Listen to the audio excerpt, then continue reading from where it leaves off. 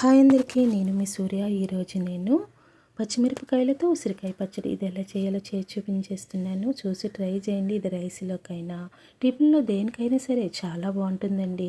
మరి ఇది ఎలా చేయాలో చేసి చూపించేస్తున్నాను. ముందుగా 1/2 కేజీ ఉసిరికాయలు తీసుకుని వాటర్లో వేసుకొని శుభ్రంగా కడుక్కొని ఒక క్లాత్ మీద ఇలా ఆరబెట్టుకోవాలి. 1/2 కేజీ పచ్చిమిరపకాయలని తీసుకుని కాడలు ఉంచే శుభ్రంగా కడుక్కోండి. ఆరిన తర్వాత అప్పుడు కాడలు తీసుకోవాలి, లేకపోతే వాటర్ లోపలికి వెళ్ళిపోతుంది. తర్వాత ఉప్పుడు కరివేపాకును శుభ్రంగా కడుక్కొని దాన్ని కూడా ఇలా క్లాత్ పైన ఆరబెట్టుకోవాలి. 100 గ్రాములని నువ్వులు తీసుకోండి. తర్వాత స్టవ్ వెలిగించి ముగుడు పెట్టుకొని ఆ నువ్వులు ఇలా వేసుకున్న తర్వాత ఒక్క 10 నిమిషాలు ఫ్రై చేసుకోండి, సరిపోతుంది. ఇలా చేసుకొని ఒక ప్లేట్లో వేసుకొని బాగా ఆరినాక అప్పుడు మిక్సీ పట్టుకోండి. ఒకేసారి మిక్సీ పట్టేయవద్దు. అలా చేయడం వల్ల నువ్వులు ముద్దగా అవుతాయి. మనం పొడిలా రావాలి కాబట్టి మెత్తగా చేసుకోవాలి ఈ పౌడర్ని మనం. నేను చూపిస్తాను చూడండి. ఇలా పొడి పొడిగా రావాలన్నమాట. ఇలా పొడి పొడి వచ్చేటట్లు మనం మిక్సీ పట్టుకోవాలి. తర్వాత పచ్చిమిరపకాయలని 2 ముక్కలుగా ఇలా చేసుకుని మిక్సీ గిన్నెలో వేసుకుని రుచికి సరిపడే సాల్ట్ కూడా దీంట్లోనే వేసుకోవాలి. ఇలా వేసుకొని దీన్ని కూడా మనం కచ్చపిచ్చగా మిక్సీ పట్టుకోవాలి. అది ఎలాగో చూపిస్తానండి. చూడండి, ఇలా కచ్చపిచ్చగా మిక్సీ పట్టుకోవాలి. దీన్ని పక్కన పెట్టుకొని తర్వాత స్టవ్ వెలిగించి ముగుడు పెట్టుకున్నాక 100 గ్రాములు ఆయిల్ ఇలా వేసుకోవాలి. 100 గ్రాములు పైనే పడుతుంది. నేను 1/2 కేజీ చేస్తున్నాను కాబట్టి. తర్వాత చూడండి, ఉసిరికాయలన్నిటిని ఇలా వేసుకుని బాగా ఇది కూడా ఒక 10 నిమిషాలు సరిపోతుంది. మీరు ఎక్కువ వేప అవసరం లేదు. చూడండి, ఇలా వేపుకొని ఒక ప్లేట్లో తీసుకోవాలి. ఇలా ప్లేట్లో తీసుకుని పక్కన పెట్టుకుని ఈ చల్లారుతూ ఉంటాయి. ఈలోగా మనం అదే ఆయిల్లో 1 స్పూన్ ఆవాలు, ఒక గుప్పెడు వెల్లుల్లిపాయలు, నాకు ఎల్లుల్లిపాయలు ఎక్కువ ఇష్టం అండి, ఎక్కువగా వేసుకున్నాను. మీకు ఇష్టం లేకపోతే తక్కువగా వేసుకోండి. 2 ఎండుమిరపకాయలు, 2 రెమ్మలు కరివేపాకు ఇలా వేసుకున్న తర్వాత ఒక్కసారి అలా ఫ్రై చేసుకుని మనం ముందుగా మిక్సీ పట్టుకున్నాం కదా పచ్చిమిరపకాయ గ్రేవీని ఇలా వేసుకోవాలి. ఇలా వేసుకుని పచ్చివాసన పోయేంత వరకు సిమ్లో పెట్టుకోండి.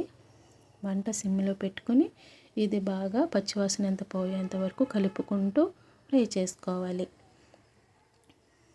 ఇలా చేసుకుంటూ ఇది ఏగుతూ ఉంటుంది. మనకి ఉసిరికాయల్ని చేసుకుందాం.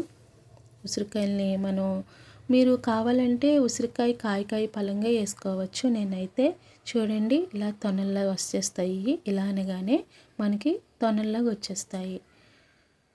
ఇలా తొనల్లా తీసుకొని నేను వీటిని ఇలా వేస్తామాట.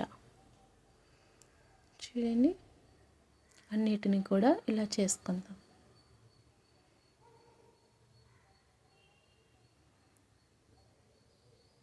లోపల ఇక్క కూడా ఇలా వచ్చేస్తుంది. ఇక్కను కూడా ఇలా వచ్చేస్తాయి. చూడండి ఎంత బాగా వస్తున్నాయి కదా. అన్నిటిని కూడా ఇలా చేసుకొని పక్కన పెట్టుకోవాలి.